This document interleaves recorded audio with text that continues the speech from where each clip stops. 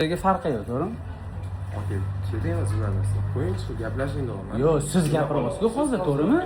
Mana shu kameraga ayting, 20 kun ish kunida ko'rib chiqiladi deb. 15 ish kun tasdiqlab beradi, 5 ish kunni pulda o'tkazadi. Общий 20 ish kun. Hop, nima uchun o'tkazib bermayapsiz hozir? Sizni direktoringiz vaqti yo'q desa bizada mayli.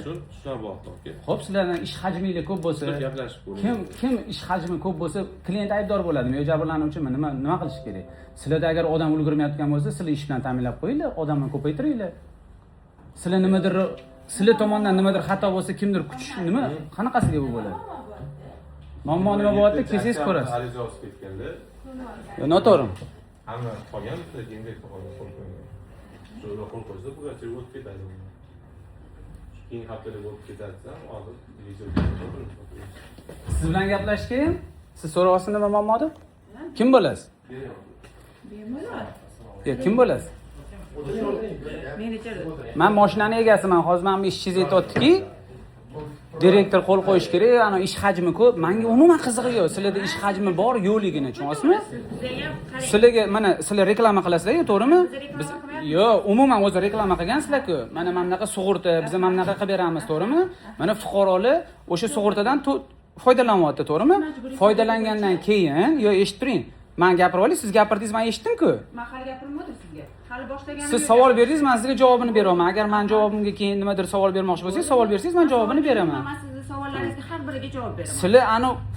Sizlarda qanaqadir nyuans bo'ladigan bo'lsa, yo nimadir muammo bo'ladigan bo'lsa, u meni qiziqtirmaydi-da-ku. To'g'ri. To'g'rimi? Meni qanaqadir hujjatimda, DTP bo'lganda, hujjatimda kamchilik bo'lsa, sizlarni qiziqtirmaydi-yu, to'g'rimi? To'g'ri. Bor to'g'irlab kelgin deysiz. Xuddi shunaqa meni vaqtim keldi, menga pulni tashlab beringlar bo'ldi. To'g'ri. Siz hozir murojaat qilayotganingiz sug'urta masalan, majburiy bo'yicha kelgansiz. Hop. Majburiy. Nima farqi bor? Majburiymi, kaskami, boshqami? Eshiting, bir og'iz eshiting. Majburiy sug'urta bo'yicha kelyapsiz, uchinchi shaxs bo'yicha ishlanadi, to'g'rimi? Aybdor sug'urta kompaniyasiga murojaat qilyapsiz. Aybdor sug'urta kompaniyasi orqali siz jabrlanuvchiga biz pul to'lab beramiz. To'g'rimi? To'g'rimi? Shunaqa bo'lgandan keyin qarang, biz tartib bo'yicha majburiy sug'urtada biz nima bo'yicha ishlaymiz? Vazirlar Mahkamasining qarori asosida. Ketma-ketlikda. Men sizga murojaat qilmoq, ish hajmi ko'p bunaqa demoqchi emasman. Uje deb bo'lishdi. Bizga qarang, deb bo'lishdan oldin to'g'ri, ayol kishi bilan erkak kishining farqi bor. To'g'ri, siz telefoningizni ko'tarib turibsiz, bemalol. Biz ijrochimiz. Ya'ni shu yerda xodimimiz.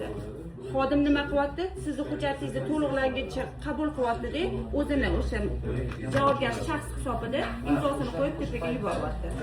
Xo'p, sizlar hal qila olmasanglar, hal qiladigan odam qani? Chaqiringlar. Hal qila olmaslikda emas. Sizni hujjatingizni biz imzolab o'z vaqtida tartib bo'yicha qonun qoida asosida 20 kun ish kunida degan qonunni ko'rsating. Ketma-ketlik qonun qoida asosida biz chiqarganmiz. Пожалуйста, 7 ta yuristimiz bor. 20 kun ish kunida deganni ko'rsatinglar. Sizlarda bo'lish kerak-ku, yuristlarni qidirib yuradimi voleybol qilib? Mana oling. Pulingizga yetmasa hamma bandini ochib chiqing. Necha qaysi ish kuni? Menga bunaqa narsani ko'rsatmang. Bu yerda qaror bormi bu yerda? Ketmoqchiman, 7 ta. Qarang. Qaror. Это не ужас. С вами только так надо работать. 7 ta yuristimiz bor. Men birinchi sug'urta bilan ishlamayapman, deb o'shaning uchun. 7 ta yuristimiz bor. Bemalol murojaat qilib bo'ladi. O'sha yerda zam direktorlarimiz ham bor. Ularga savol. Xo'p, mana yurist bu yoqda ekan, ha? Sizlar bu yoqda kelgan fuqaroga yurist javob beryaptimi, sizlarmi? Biz javob beryapmiz. Sizlar yuristni gapi bilan 20 kun ish kunida deyapsizlarmi? Yo'q, 20 kun ish kunida deyapsiz-ku, yuristni gapi bilan aytyapsiz, to'g'rimi?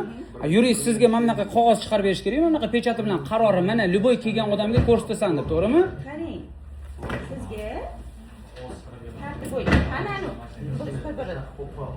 Tortmenda bor edi, jara. Unaqa narsa sizlarda o'zi tortmada turish kerak emas, bundoq xalq ko'rib turish kerak. Biz bu arendada o'tiramiz-da.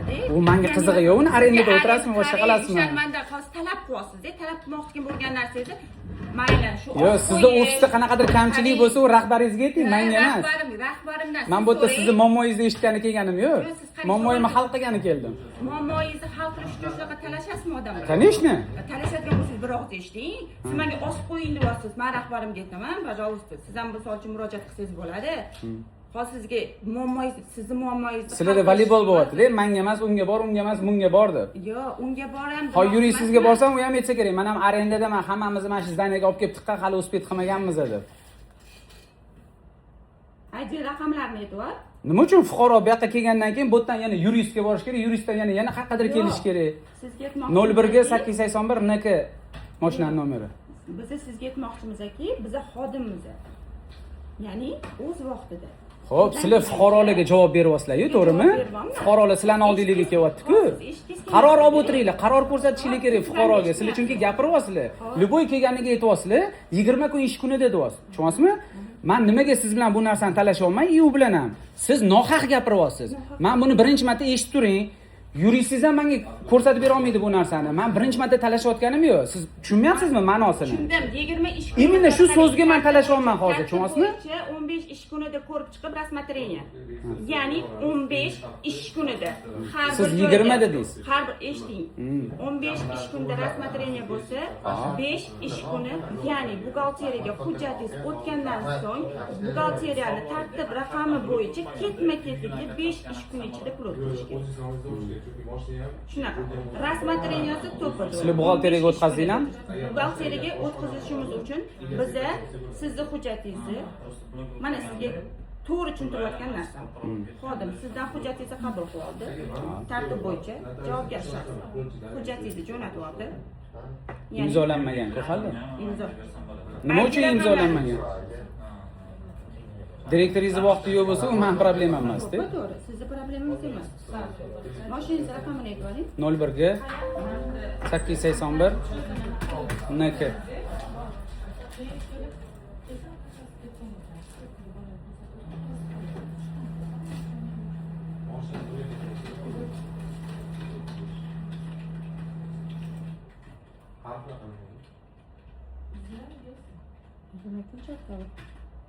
Bugun pul o'tib ketadi.